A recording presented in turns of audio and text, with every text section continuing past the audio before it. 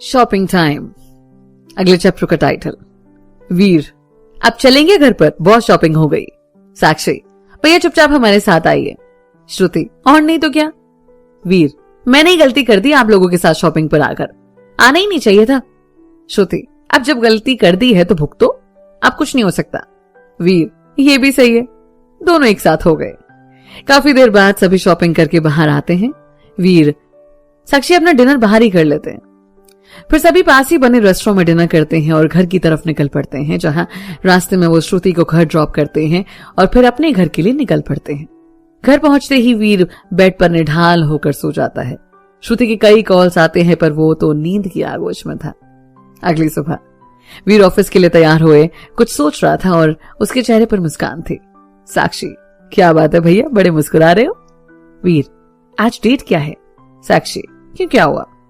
वीर, अरे 20 को श्रुति का बर्थडे है ना। साक्षी, हाँ सही कह रहे हो, तो क्या प्लान है।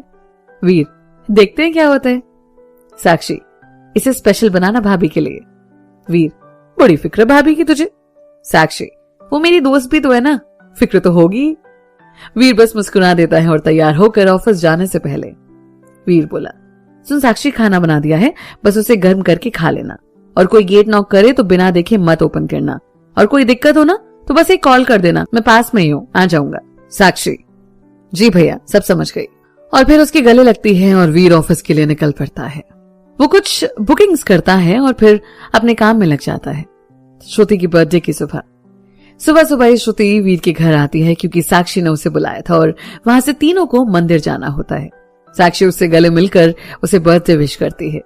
साक्षी, श्रुति भैया को उठा दे, जनाब सो रहे हैं, कई बार उठाया पर नहीं। श्रुति, ठीक है, और वीर के कमरे में जाती है। श्रुति, वीर उठ जाओ।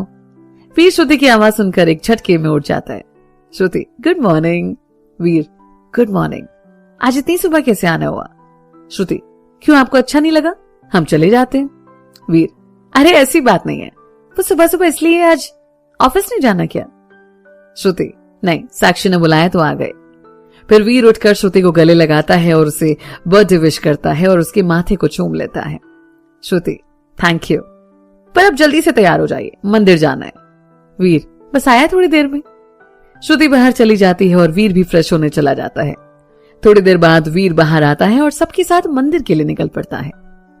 साक्षी, भैया ये सामान गाड़ी में रख दो। वीर, क्या है इसमें। साक्षी, बस रख दीजिए ना, आपकी प्यारी चाची का हुक्म है। फिर वीर बिना कुछ बोले सब सामान गाड़ी में रख देता है और सभी मंदिर के लिए निकल जाते हैं, जहां पर सभी पूजा करते हैं और फिर प्रसाद लेकर बाहर आते हैं, जहां साक्षी वीर को सब सामान बाहर निकालने को कहते हैं। साक्षी सारा सामान, जिसमें कि कुछ कंबल, कपड़े और खाने के पैकेट्स होते हैं, उसे श्रुति और वीर के हाथों गरीबों में बंटवा देती है और फिर सभी वहां से घर के लिए निकल पड़ते हैं। वीर और श्रुति दोनों चाची को फोन करके धन्यवाद कहते हैं कि उन्होंने इतना अच्छा काम इनके द्वारा करवाया। इसी बीच वीर का फोन बजता है और वो गाड़ी साइड में रोककर फोन उठाता है। सुरभि, जीजू कहाँ हैं आप लोग। वीर, जी बस मंदिर से निकले हैं और घर जा रहे हैं। सुरभि, तो जीजू आप एक काम कीजिए ना, गाड़ी अपनी ससुराल की तरफ मोड़ दीजिए, क्योंकि यहाँ पर सभी आप सबका बेसब्री से इंतजार कर रहे हैं। वीर, जी जैसा आपका हुक्म, और फोन काट देता है। कुछ देर बाद सभी श्रुति के घर के बाहर थे। वीर, वो श्रुति का फोन आया था, अंकल आंटी से मिलने आया है तो इसलिए यहीं बुला लिया है सबको। सभी गाड़ी से उतरकर एक साथ घर के अंदर जाते हैं और जैसे ही श्रुति घर के अंदर पांव रखती है कि एक साथ सभी उसे बर्थडे विश करते हैं। श्रुति सबको एक साथ देखकर पहले तो चौंक जाती है, फिर सभी उसे बर्थडे विश करते हैं और श्रुति बड़ी खुश होती है। वीर और बाकी सब भी उससे मिलते हैं और फिर श्रुति केक काटती है। उसके बाद सभी काफी देर तक वहां बैठे बातों में लगे रहते हैं। इसी बीच वीर रोहित को कुछ मैसेजेस करता है और उसे इशारे में फोन चेक करने को बोलता है। रोहित मैसेज देखकर बस सर हिला देता है और उसके बाद सभी लंच करते हैं। लंच के बाद रोहित, अंकल जी वो मैं कह रहा था कि हम सभी आज वीर के यहीं रुकने वाले हैं, तो श्रुति को भी अगर आप हमारे साथ आने देते तो। संजय जी, कोई बात नहीं बेटा, शाम को चली जाएगी। रोहित, ठीक है अंकल जी। कुछ देर सभी बातें करते हैं और फिर रोहित, प्रिया और साक्षी वीर के घर चले जाते हैं। इधर वीर ने बुकिंग्स की थी तो कुछ लोग आए थे और वीर उन्हें समझा रहा था कि कैसे क्या करना है और छत पर सारी जगह दिखा देता है और खुद सबके साथ आकर नीचे बैठ जाता है। कुछ ही देर में राजीव, संजना और कविता भी आ जाते हैं। सभी साथ बैठकर हंसी मजाक कर रहे थे। वीर, तो मित्रों कैसा चल रहा है आप दोनों का शादीशुदा जीवन? रोहित, वीर जितने भी जोक्स होते हैं ना शादियों पर, सब बकवास है। सच्चाई ये है कि जब दो प्यार करने वाले संग होना तो जिंदगी में हर पल खुशियों से भरा होता है।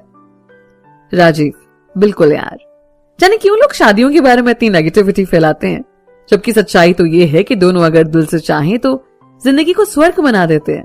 और वाकई में तो बड़े किस्मत वाला हूं मैं कि इतना प्यार करने वाली जीवन संगिनी मिली है मुझे। प्रिया और संजना बस दोनों की बातें सुन रही थी और मुस्कुराकर अपना सर दोनों के कंधों पर रख देती हैं। वीर, खुशी हुई जानकर।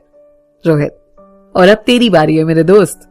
राजीव, और तुझे कैसा लग रहा है? अब तो एंगेजमेंट में भी कम ही वक्त बचा है।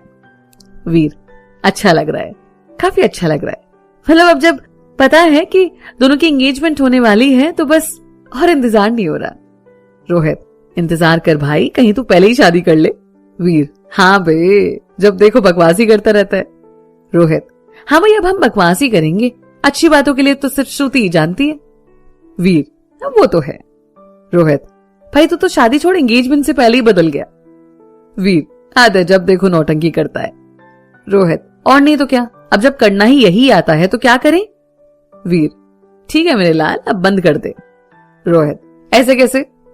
कविता, दोनों ना नर्सरी क्लास की बच्ची की तरह लड़ते रहते हो। तुम दोनों से अच्छे तो प्ले स्कूल के बच्चे होते हैं। सभी इस बात पर हंसने लगते हैं। रोहित, और छुटकी तुझे मजा आ रहा है यहाँ पर? साक्षी, हाँ बहुत, आखिर अपने वीर भैया के साथ हूं तो मजा आएगा ना। रोहित, हाँ वीर भैया की चमची, पर अब तो वीर भैया किसी और के हो गए। साक्षी, नहीं, मेरे वीर भैया कभी बदलेंगे नहीं। और आप क्या बात कर रहे हो भैया, खुद को देखो ना, बदले जरा भी नहीं ना। आज भी हमारे प्यारे से रोहित भैया हो जो अपने वीर पर जान छिड़कता है, तो कैसे मान ले शादी के बाद कोई बदल जाता है? रोहित, यार वीर देख कितनी समझदार हो गई है ये वही है ना जिसे हम इतना चिढ़ाते रहते थे, और जब भी तू बाहर जाता था ना तो कितना रोती थी कि इसे भी साथ जाना है तेरे, और तू कितनी देर तक इसे मनाता रहता था, और फिर जब भी हम बाहर जाते थे ना इसके लिए कुछ ना कुछ जरूर लेकर आते थे। वीर, हाँ यार, उन दिनों को कैसे भूल सकता हूं। और साक्षी वीर की गले लग जाती है। वीर, छोड़ो तुम लोग, बैठो मैं चाय बनाता हूं सबके लिए। थोड़ी देर में वीर सबके लिए चाय बनाकर ले आता है और सभी बैठकर गप्पे लगाते हुए चाय पीते हैं।